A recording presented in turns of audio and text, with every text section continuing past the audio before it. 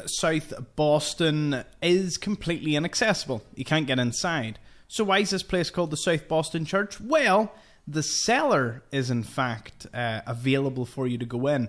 It's an unmarked location in a very rad-heavy place, although you sometimes can get good armour in the suitcase. Be sure to take out all the ghouls, because we're going to meet a few of them inside.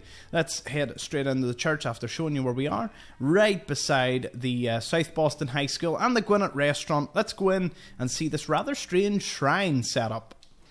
It is a shrine to none other than Mr.Tiddles, the cat that you see throughout Fallout with the wee rocket toy as well. There's some mongrel meat, a cat bowl, a cooler, and strange enough, an actual house cat in here. Now, how you have survived, I will never know. And as for the motorcycle and all the skeletons that seem to be chopped up, there's not a lot going on as to what this was, because one of the skeletons is even a soldier. So I would say this is giving the impression that this was a bit of a cult or something prior to the bombs even falling.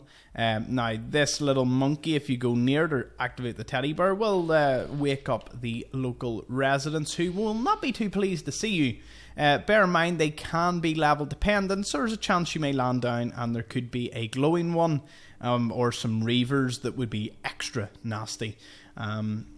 Also, the wall that's kind of cut in, I did wonder, was this cut content or something?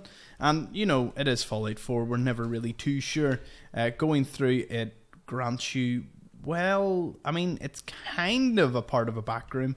It looks like something was planned for in here, and nothing ever really got done. We can go upstairs into it. It kind of shows you as if it's the church, but it's not. It's just like a kind of skybox for the church, you know, to give you the impression like, oh, you know, you could actually have got in. No, this is it's a completely devoid room. Is there anything in it? I doubt that. I doubt there's anything in it. No. Now, this would be the place to hide that. You know that terminal that Todd Howard said, like no one had ever thought. No one had found yet. This would be the place.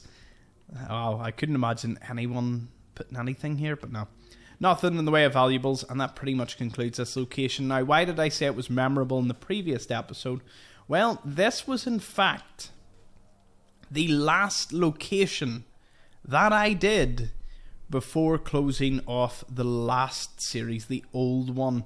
You can find it in my Legacy playlist on the channel. And if you scroll enough or search up South Boston Church, it should come up beside the candy shop. Completely different thumbnail design. This is where that old series ended about 7 years ago. And to be honest with you, it was a bit tragic that I stopped doing content at that point. But, you know, I suppose 7 years later, I came back. I saw, I conquered. It's a pity you couldn't rescue the house cat. That would be cool. And yeah, obviously I'm not going to do any damage to it.